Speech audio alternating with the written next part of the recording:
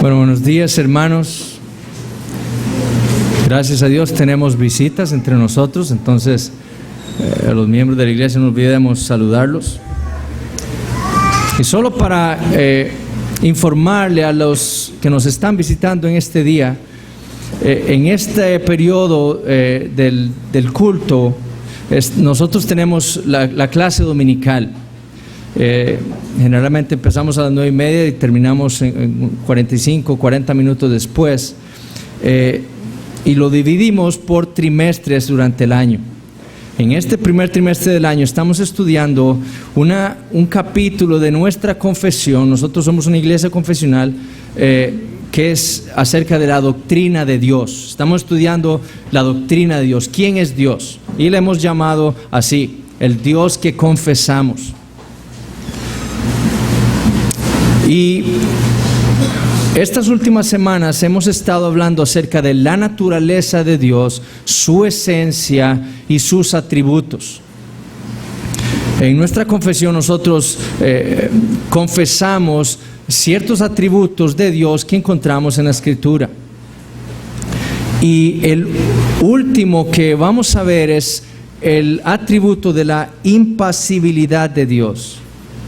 Nosotros ya hemos visto que nuestro Dios, el Señor que nosotros entendemos en la Biblia, que conocemos por la Biblia, es el Señor del universo, es el amo, es el creador, es el todopoderoso. Él es espíritu invisible, purísimo, santísimo, amantísimo, sapientísimo, inmortal, eterno, bondadoso, misericordioso, justo, perfecto, que no tendrá por inocente al culpable. Ese es nuestro Dios. Pero el atributo que no hemos tratado todavía es el atributo de la impasibilidad de Dios, que es lo que vamos a ver hoy y la próxima semana. Yo les repartí lo que es el bosquejo de estas dos clases que vamos a estar viendo sobre la impasibilidad de Dios. Más adelante les voy a explicar por qué traté ya algunos saben por qué traté este atributo de Dios por separado de los demás. Pero el día de hoy vamos a llegar hasta el punto número 5, espero, del bosquejo. Y la otra semana vamos a tratar con esos pasajes difíciles, algunos ejemplos los tenemos ahí, y sobre todo los principios de interpretación, principios hermenéuticos para ver cómo interpretar aquellos pasajes en donde difíciles con respecto a el arrepentimiento en Dios, el dolor, la tristeza, etc. ¿Ok? Entonces, nuestra confesión afirma lo siguiente: no solo que el Señor, nuestro Dios, es espíritu invisible o espíritu purísimo, que no solo Él es invisible, sino que también dice que es sin cuerpo, sin miembros y sin pasiones. Dios es un ser simple. Él no tiene partes, como dijimos, ¿verdad? Él no tiene cuerpo. Él es espíritu, dijo Jesús en Juan 4:24. Por lo tanto, Él no tiene miembros, no tiene partes, pero Él tampoco tiene pasiones. Eso es lo que dice nuestra confesión. Él es entonces impasible.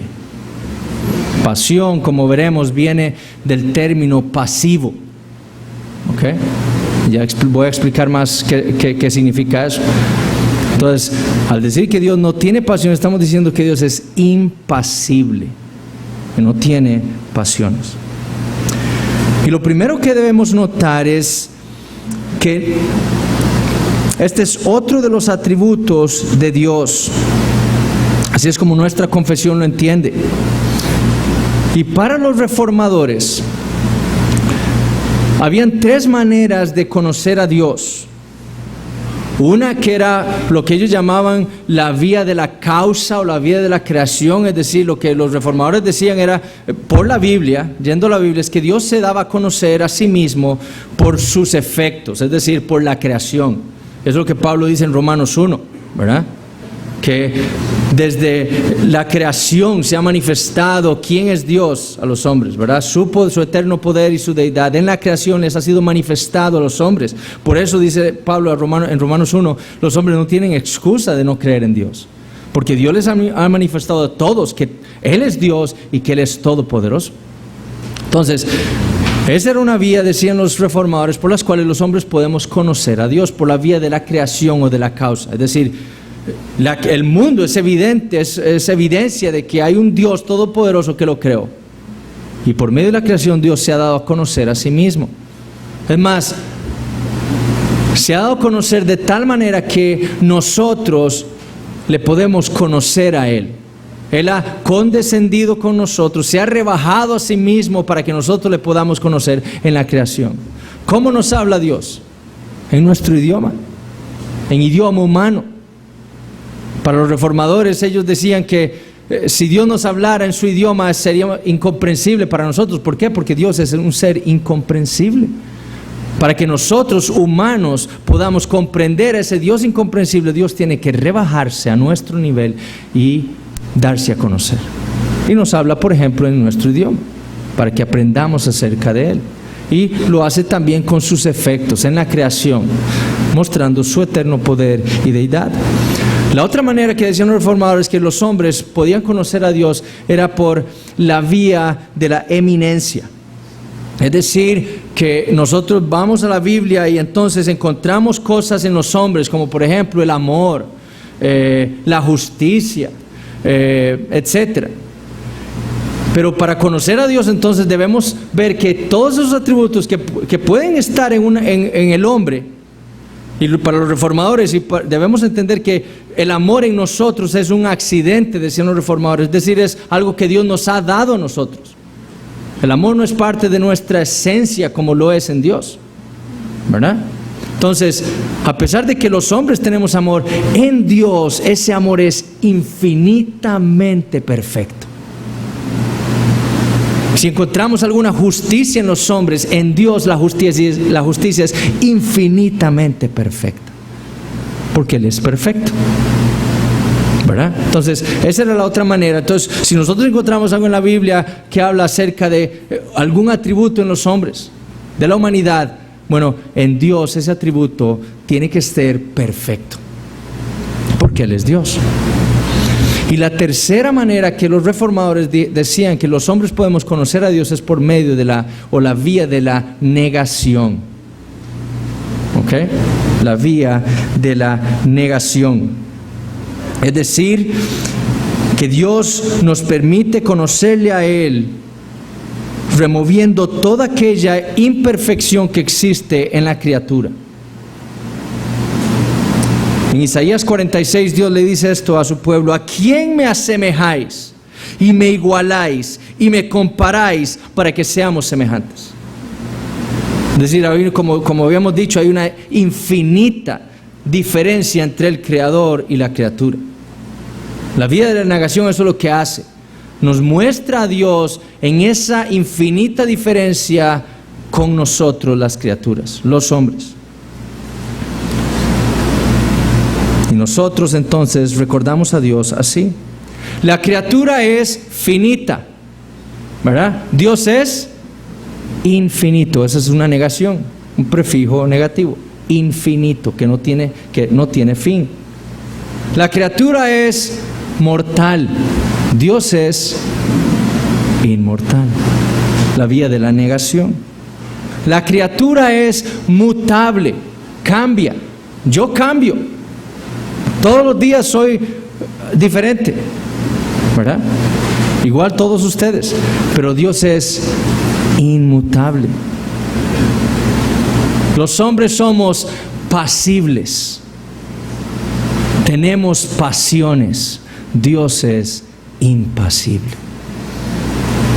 Entonces esa es una de las maneras que nosotros podemos conocer a Dios. Y en lo que respecta a las pasiones de los hombres, esa es una imperfección si estuviera en Dios.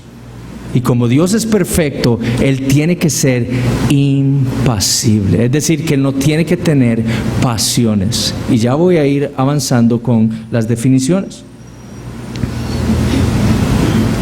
Esa doctrina de la impasibilidad de Dios, como vamos a ver más adelante, ha sido declarada, confesada por la iglesia a lo largo de toda su historia.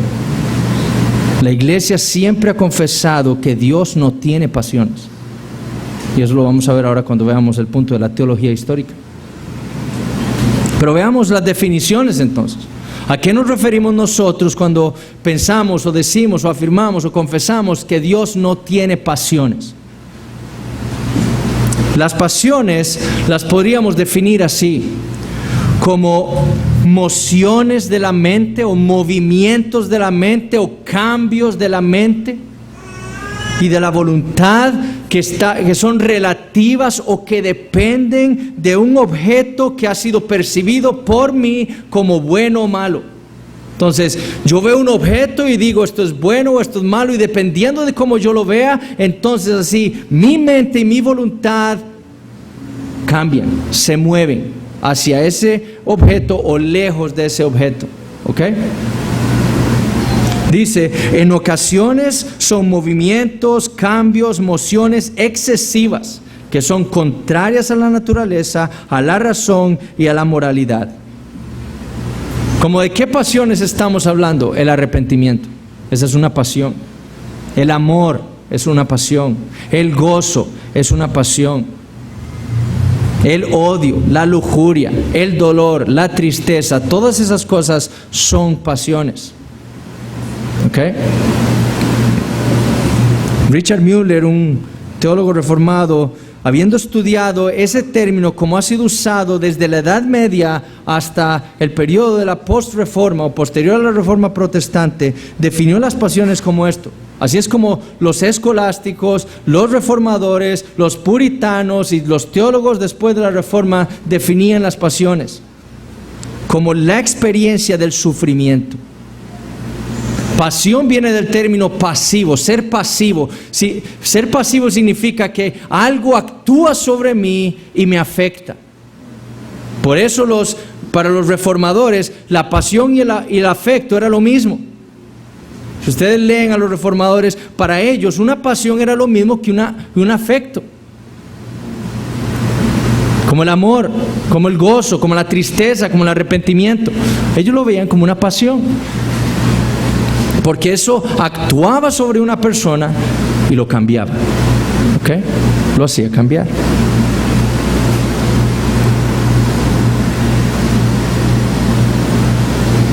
La pasión de Cristo, ¿qué significa? El sufrimiento de Cristo.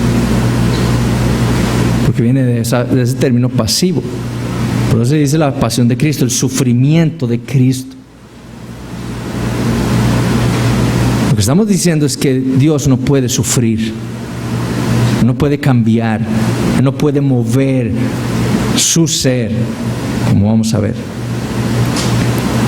Ahora, ¿cómo podemos definir nosotros ese término de la impasibilidad de Dios? Lo podemos definir así, como aquel atributo divino por el cual se dice que Dios no experimenta cambios emocionales internos, ya sean promulgados dentro de Él mismo o efectuados por su relación e interacción con los seres humanos y el orden creado. Es decir, para explicar un poco mejor, la impasibilidad de Dios dice que Dios no puede experimentar ningún cambio en su ser. Él no puede arrepentirse. Él no puede sentirse triste, por ejemplo, por algo dentro de Él, porque Él deseaba hacer algo y no pudo hacerlo. Entonces, ¿qué hace? Se puso triste. No, Dios no puede experimentar ese tipo de cambios en su ser. Dios tampoco puede experimentar cambios emocionales por algo externo a Él. Por ejemplo, algo que hacemos los hombres. En los hombres, yo hago esto y entonces Dios se entristece porque yo hice tal cosa. No, nada, ni interno a Él, a su voluntad, en su esencia, ni fuera de Él, con relación a nosotros, su creación, puede afectar a Dios de tal manera que Él sufra un cambio emocional. Eso es lo que estamos diciendo con que Dios es impasible. ¿Ok?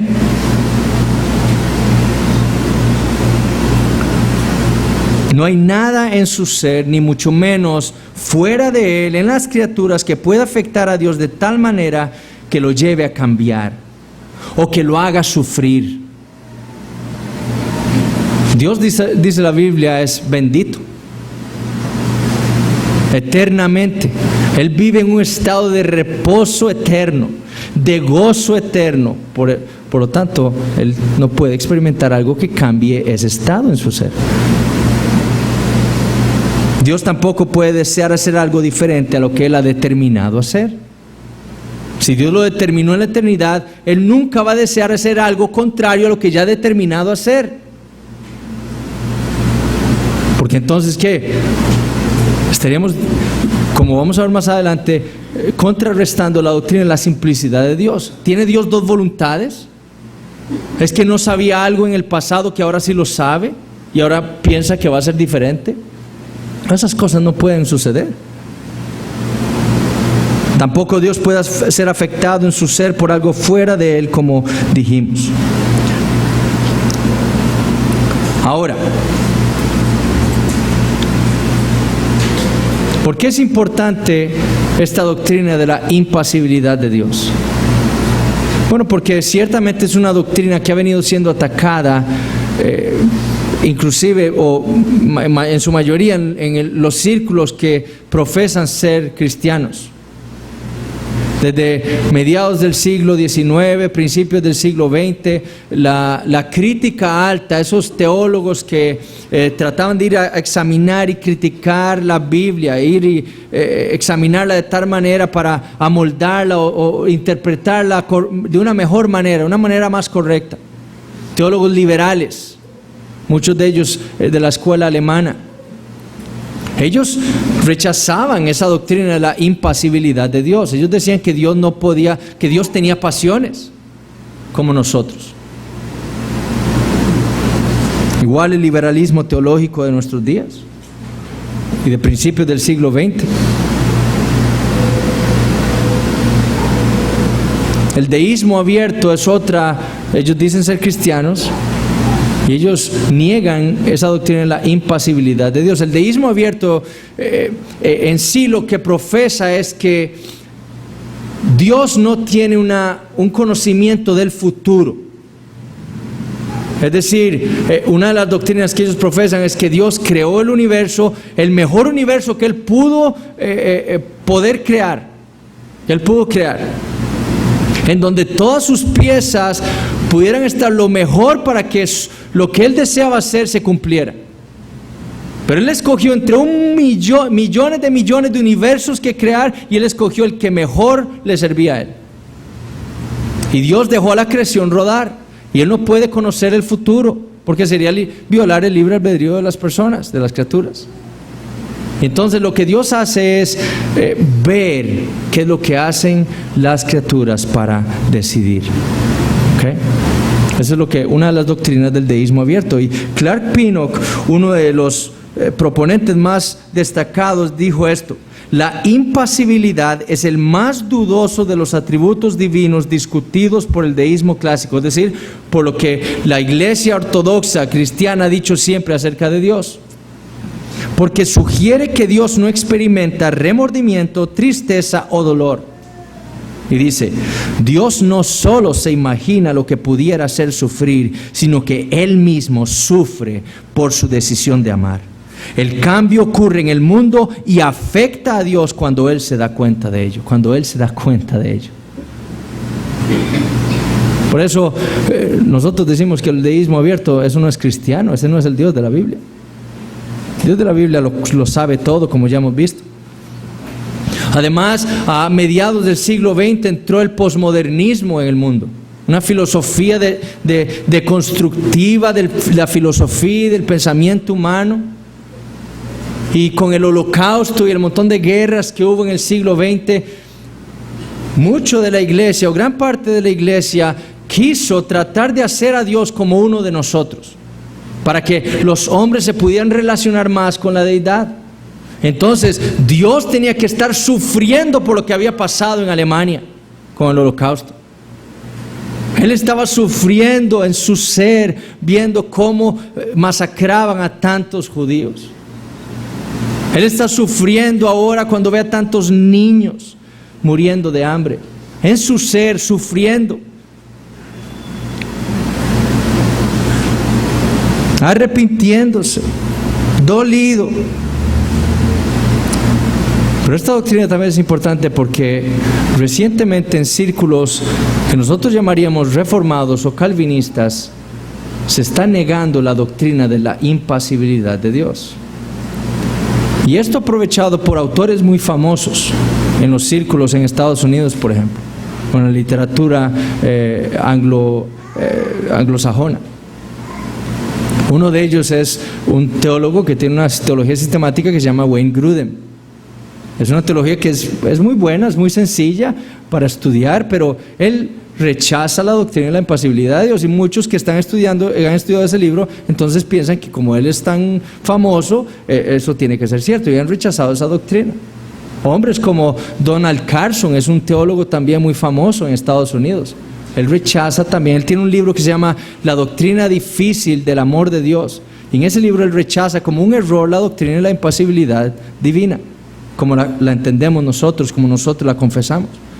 Y esos hombres han influenciado también. Pero también entre nosotros, como bautistas reformados, ha habido ahora un movimiento en donde se ha tratado de modificar la doctrina de la impasibilidad de Dios.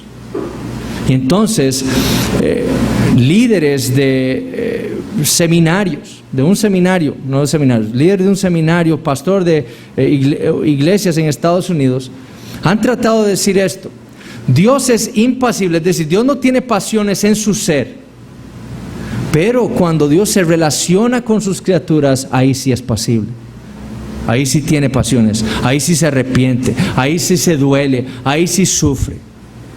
¿Ok? Entonces, en su ser es como dos dioses, en su ser, en su esencia, en dos estados divinos. En su esencia Él es impasible, pero cuando se relaciona con sus criaturas es pasible. Dios sufre, cambia, específicamente cuando se relaciona con sus criaturas.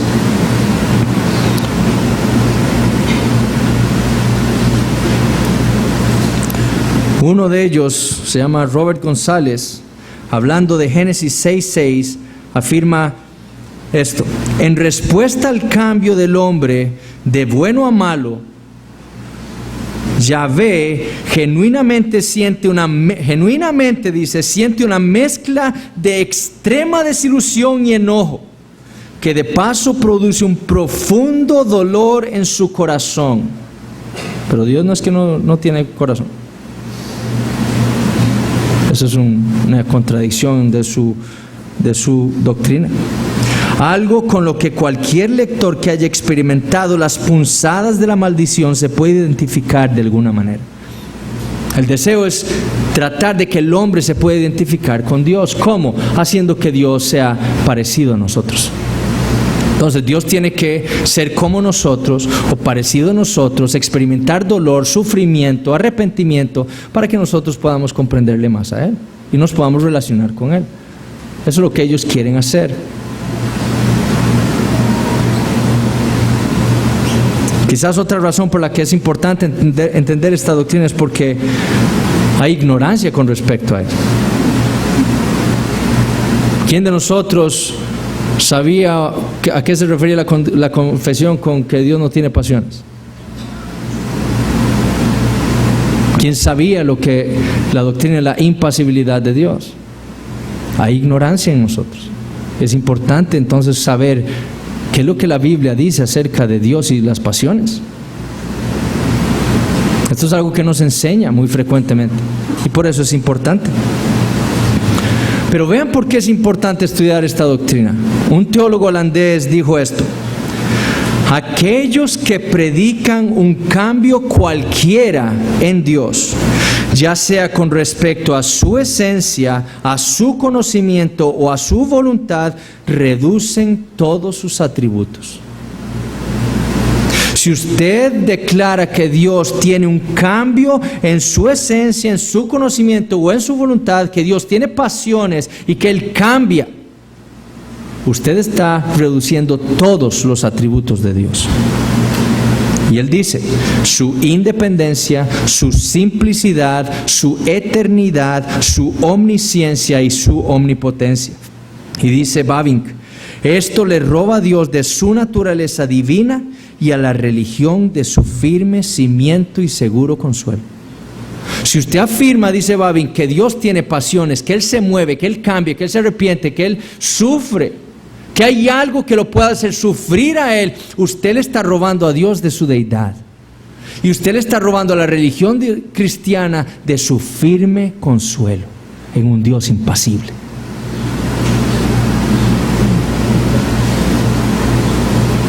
Otro teólogo decía que todos los atributos están relacionados unos con otros. Recuerden, Dios es simple, eso lo vamos a ver ahorita. Él no está compuesto de atributos, no, todo Él es amor, todo Él es sabiduría, todo Él es misericordia, todo esa es su esencia. Pero todos esos atributos están conectados, relacionados unos con los otros. Y cuando usted afecta uno de esos atributos, va a afectar todos los demás. Cuando usted quita uno de esos atributos, va a traerse todos los demás abajo también.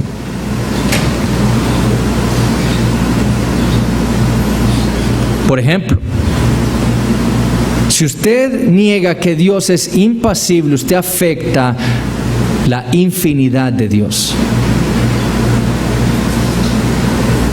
La infinidad de Dios implica que no hay límite para Dios. Él es infinito. Él es infinito en su ser y en sus perfecciones. Él es infinitamente perfecto en todo. Él es infinito, Él es eterno.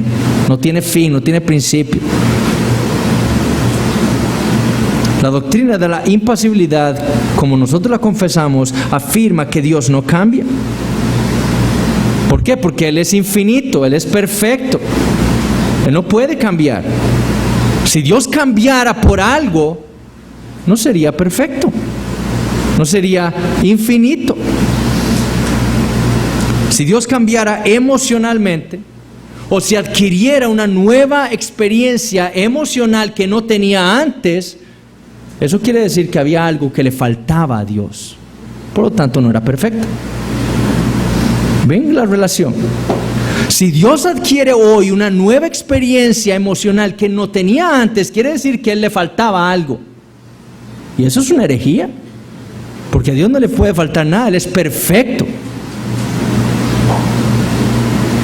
Ahora, si Dios adquiere una nueva experiencia emocional para mal, quiere decir que entonces Él ha dejado de ser perfecto. Y eso también es una herejía, porque Dios es perfecto eternamente. Nunca dejará de ser perfecto. Entonces, si usted le quita la doctrina de la impasibilidad o la afecta de una manera para decir que Dios es pasible o que Él sufre pasiones, usted afecta la infinidad de Dios. ¿Qué de su simplicidad? Cuando confesamos que Dios es simple, decimos que Dios no tiene miembros, Él no está compuesto de partes. Él no es un pedacito amor, un pedacito misericordia, un pedacito bondad, un pedacito sabiduría. No, Él no es así. Él es un todo. Todo Él es amor, como dijimos. Todo Él es misericordia. Todo Él es sabio. Todo Él es poderoso. Todo Él. Pero debemos reconocer que Dios tampoco tiene amor. Dios no tiene amor.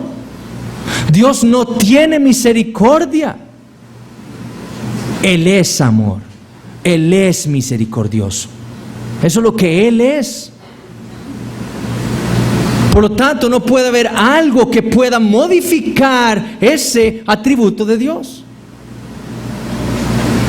No puede haber algo que disminuya el amor de Dios o que lo aumente, porque todo Él es amor. No puede haber algo que aumente su misericordia, o no puede haber algo que lo afecte a Él de tal manera que sea menos misericordioso de lo que Él es. Porque Él es simple. Él todo Él es misericordia, perfecta misericordia por la eternidad. Él es perfecto amor por toda la eternidad. No hay nada ni dentro de Él ni fuera de Él, ningún hombre, ninguna criatura, nada que suceda en el mundo que pueda afectarlo a Él para que su amor crezca o disminuya. Porque su amor es perfecto siempre. Él no tiene amor en esa manera. Yo sí cambio como criatura y mi amor sí cambia como criatura. ¿Por qué? Porque mi esencia no es amor. En esencia yo no soy amor, yo estoy compuesto de partes, un alma y un cuerpo.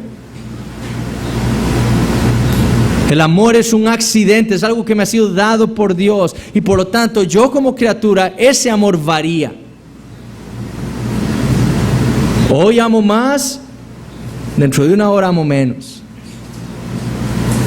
Ojalá fuera diferente, pero suele suceder. Hoy soy misericordioso y mañana no le doy nada a nadie. Porque soy pasible. Porque estoy compuesto de partes. Pero Dios no está compuesto de... Él es amor. Él no es que tiene amor, Él es amor. Perfecto amor por la eternidad. El amor de Dios no puede fluctuar. Sus atributos no fluctúan en Él. Porque son su esencia. Que de su inmutabilidad, y debemos reconocer que la doctrina de la impasibilidad y la inmutabilidad están muy relacionadas una de la otra. Dios no cambia, nada lo puede afectar a Él para cambiarlo. ¿Ok? ¿Qué le dijo Dios a Israel por medio del profeta Malaquías en Malaquías 3:6? Porque yo Jehová no cambio. Es decir, o Dios es inmutable en todo, en su amor, en su ira, en su misericordia, o no es Dios. Si Dios cambiara en su amor, o en su ira, o en su misericordia, por algo que lo afectara a Él, externo a Él, Él no sería Dios, sería mutable, y no sería Dios. El Dios de la Biblia es inmutable, Él no cambia, eso es lo que Él dice a su pueblo: yo no cambio. Si Dios cambiara, como dijimos, habrían dos opciones. Si Dios fuera mutable, habrían dos opciones: una, que cambie para bien y por lo tanto no era perfecto, entonces no era Dios, o que cambiara para mal y entonces cambiaría, dejaría de ser perfecto para ser imperfecto. Si hay algo que lo afecta a Dios para bien o para mal, Dios dejaría de ser Dios. Y eso es lo que hacemos si rechazamos la doctrina de la impasibilidad de Dios. Afectamos su inmutabilidad. ¿Qué de su omnisciencia? También la afectaríamos. Porque si Dios tuviera pasiones y Él se pudiera arrepentir por algo que hizo, ¿qué implica? Que no sabía lo que iba a pasar. Eso es lo que implica. Si Dios se pudiera arrepentir por haber hecho algo, eso implica que Dios no sabía lo que iba a suceder.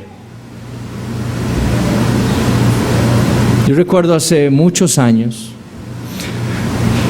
que mi tío que había comprado un carro y entonces no tenía dónde estacionarlo y pues en mi casa, en la casa de mi mamá, lo parqueó, ahí lo dejaba.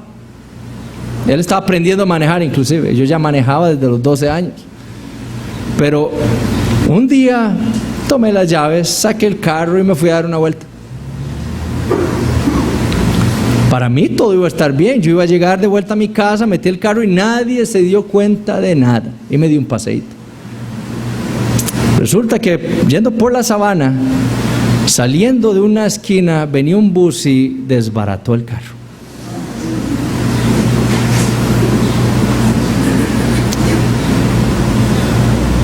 Gracias a Dios no me pasó nada a mí, pero todo el mundo se dio cuenta.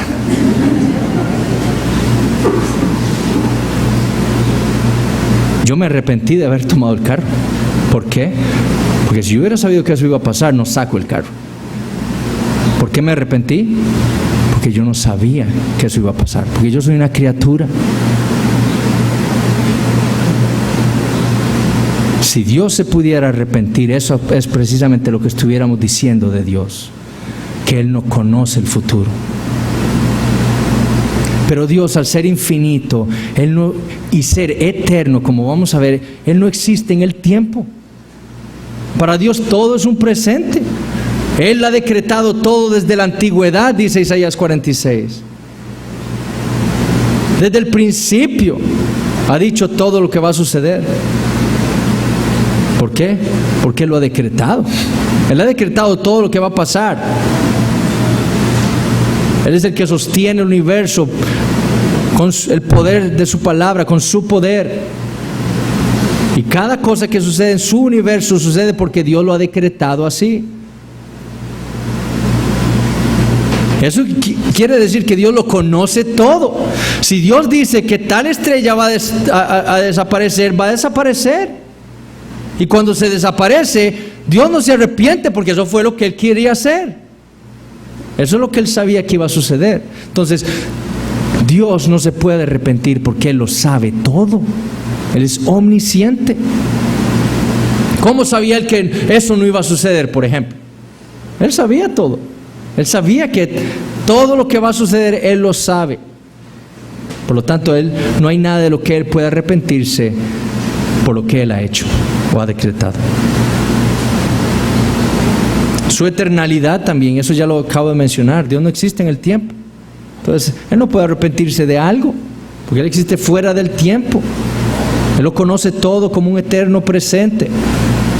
Y su santidad. Ahí también, si nosotros negamos la doctrina de la impasibilidad de Dios, estamos afectando la doctrina de la santidad de Dios también. ¿Por qué? Porque la doctrina de la santidad afirma que Dios está totalmente separado de la criatura. Él es el creador y nosotros somos la criatura, infinitamente distintos, infinitamente separados. No solo moral y éticamente, sino esencialmente. ¿Qué dijo el profeta Balaam en Números 23? ¿Qué le dijo a Balac? Dios no es hombre para que mienta, ni hijo de hombre para que se arrepienta. Él es Dios. En esencia es incapaz de arrepentirse o de mentir. Entonces Dios es impasible. Y si usted o alguien niega esa doctrina, le está robando a Dios de su deidad, de sus atributos. Y estos son algunos de los que afectaría negar esa doctrina. Ahora, ¿cuál es la evidencia bíblica? ¿Cuál es la evidencia bíblica de esta doctrina? Génesis 1:1. En el principio creó Dios los cielos y la tierra. ¿Qué existía antes del principio? Dios. Nada más. Él existía en la eternidad, en un eterno reposo y gloria. Y cuando Dios creó, eso no produjo en Él ningún cambio. Ningún cambio. Su relación nueva con las criaturas que Él creó no le produjeron a Él ningún cambio en su ser. Y vean lo que dice un teólogo, Charnock, un puritano. Él decía: no hay ningún cambio en Dios por el acto de la creación, porque no hubo un nuevo poder en Dios. O sea, Dios no fue más Dios cuando creó. No, Él siempre ha sido todopoderoso. Ni tampoco hay ninguna nueva relación adquirida por Dios por la creación del mundo. Si hubo una nueva relación adquirida por la criatura, pero la esencia del hombre no cambia más a Dios que los pecados de los hombres. Es decir, quien fue afectado por la creación fueron las criaturas, que ahora ellos sí tienen una nueva relación con Dios, pero en Dios no cambió nada. Él siguió siendo Dios. Él siguió siendo creador. Dios no ganó ninguna nueva relación, dice, de Señor y Creador por la creación, pues aún si no hubiese creado nada para gobernar, aún así tenía el poder para crear y gobernar a pesar de no crear o gobernar. Y dice, así que el nombre de Señor y Creador le pertenecen a Dios desde la eternidad. Si Él no hubiera creado nada, aún así Creador le hubiera sido un buen nombre a Dios, porque Él tiene el poder para crear. Igual Señor. Aunque Él no hubiera creado nada para gobernar y ser el Señor de eso, así Señor hubiera sido un buen nombre para Él, porque Él tenía tal poder. Entonces, ese es un pasaje que nos refleja la impasibilidad de Dios. No hay nada que cambie a Dios. Él no puede cambiar. No hay nada externo en la creación ni nada dentro de Él que lo hagan sufrir, que lo hagan cambiar, que lo alteren a Él de alguna manera. ¿Ok? Éxodo 3:14. Ese pasaje que nos describe la esencia divina. Dios le dice a Moisés: yo soy el que soy. Ese es mi nombre. Yo soy el que soy. Él no era, Él no será, no, Él es el que es.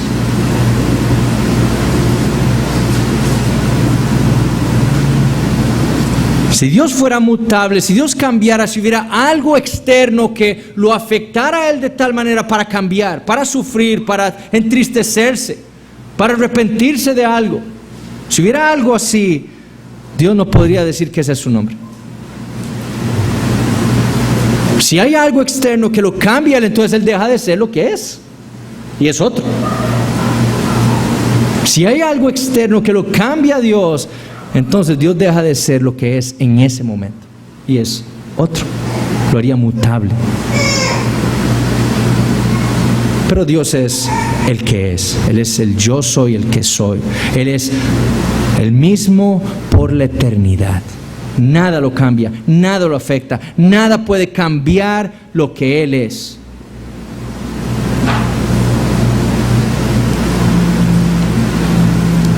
Números 23:19 dice: Dios no es hombre para que mienta, ni hijo de hombre para que se arrepienta.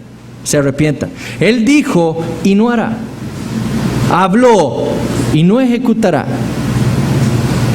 Este pasaje trata sobre aquel llamado, esa narrativa de Balac. Balac tiene a Israel ahí, lo quiere maldecir, y lo que hace es llamar a este falso profeta Balaam para que venga y maldiga al pueblo de Israel. Balaam, después de varias cosas, llega hasta Balac y Dios le ha dicho: usted no puede decir nada diferente a lo que yo le digo que diga. Y la primera vez se para Balaam y lo que hace es bendecir a Israel. Balac se enoja, le dice: pero yo le pagué para que usted viniera aquí y maldijera a Israel. Y Balaam le dice: yo no puedo hacer otra cosa. Esto en Números 23 tenemos el segundo llamado de Balac a Balaam para que maldiga a Israel. Y en esta segunda ocasión Dios le habla a Balac por medio de Balaam, tratando de o corrigiendo su concepción de la deidad. Para Balac, Dios era igual que un hombre, que una criatura. Eso es lo que Balac creía, que Dios podía cambiar, que yo podía hacer algo para cambiar a Dios. Dios había propuesto bendecir a Israel, pero yo puedo hacer algo como si Dios fuera un hombre para que Él ahora cambie y maldiga más bien a Israel. Yo lo puedo afectar de alguna manera, porque la concepción de Balac era que Dios era como un hombre, como una criatura. Y Dios va o le dice a Balac por medio de Balaam esto: que él no es hombre para que mienta, ni hijo de hombre para que se arrepienta. Lo que él habló, lo que él dijo no lo hará, lo que habló no lo ejecutará. Él es Dios, Él no es una criatura. Eso es lo que Dios le está diciendo a Balac. Dios es Dios, Él no es un hombre. Él no es ni siquiera como un hombre. Él es Dios, totalmente distinto en esencia a la criatura. Por lo tanto, Él no puede mentir. De la misma manera, Él tampoco puede arrepentirse, porque Él no es una criatura. El arrepentimiento y la mentira, como dice el Salmo 116:11, le pertenecen a los hombres. Todos los hombres mienten, dice el Salmo 116. Y todos los hombres se arrepienten. ¿Por qué? Porque son hombres. Eso es lo que le pertenece. Esas son las pasiones que le pertenecen a los hombres, pero no a Dios, porque Él no es una criatura. Él no es un hombre para tener pasiones así. Y eso es lo que una doctrina como esa modificación de la impasibilidad hace, porque lo que ellos quieren es tratar de hacer a Dios algo más relacionable para los hombres. No, Él es impasible, pero bueno, cuando se relaciona con los hombres es pasible. Él sufre, se arrepiente, tiene dolor en su corazón. Pero la Biblia dice otra cosa. Dios dice otra cosa. Él no es un hombre para que se arrepienta, para tener tales pasiones. La posibilidad que Dios mienta es exactamente la misma posibilidad de que Él se arrepienta. Nula. Él es Dios. Eso es lo que está diciendo Dios a Balac. El otro pasaje es en Hechos 14. Hechos 14, versículos 12 al 15. Dice, esto es Pablo y Bernabé, han predicado el evangelio, y dice, y a Bernabé, los paganos que estaban entre ellos, que escucharon y vieron los milagros que ellos habían hecho, llamaban Júpiter, y a Pablo Mercurio, porque este era el que llevaba la palabra. Y el sacerdote de Júpiter, cuyo templo estaba frente a la ciudad, trajo toros y guirnaldas delante de las puertas, y juntamente con la muchedumbre quería ofrecer sacrificios. Cuando lo oyeron los apóstoles, Bernabé y Pablo rasgaron sus ropas y se lanzaron entre la multitud, dando voces y diciendo, varones, ¿por qué hacéis esto? Nosotros también somos hombres semejantes a vosotros. Literalmente lo que los apóstoles le dicen a los paganos es que ellos eran hombres de las mismas pasiones que ellos. Ese es el término que usan ahí, Lucas. Homo y opates. De las mismas, homo igual, pateos o pathos es pasión. De la misma pasión. Nosotros somos de los hombres de las mismas pasiones que ustedes. No nos adoren, no nos rindan culto. El único que merece ser adorado por los hombres es Dios. Y Él no tiene las pasiones de los hombres. Él es impasible. Pero yo tengo pasiones como ustedes, entonces soy un hombre. No me rindan culto. No me adoren. Eso es lo que está diciendo ahí Hechos 14, versículos 12 al 15. Entonces lo que la Biblia afirma con toda claridad es que Dios no tiene pasiones, que Él no experimenta pasiones como nosotros los hombres experimentamos pasiones. No hay nada ni dentro de Él, en su ser, en su voluntad, en su conocimiento que lo afecten a Él a cambiar, a sufrir. Y no hay nada externo a Él que lo haga a Él cambiar tampoco. Ninguno de nosotros, ninguna de sus criaturas, nada de lo que sucede en el mundo puede afectar a Dios de tal manera de que Él se arrepienta, de que Él sufra, de que Él sienta dolor. ¿Por qué? Porque Él es Dios. La otra semana entonces vamos a ver cómo es que nosotros cómo esa doctrina ha sido confesada a lo largo de la historia. Para que veamos que esto no es algo que nuestra confesión solamente dice, no, esto es algo que la iglesia ha dicho por la historia. Y después vamos a ir a esos pasajes difíciles en donde se habla que Dios se arrepiente, para tratar de interpretarlos correctamente y después dar unos breves principios de interpretación acerca de cómo entender cada uno de esos pasajes. Muchas gracias. A las 10:30 comenzamos el culto. Gracias.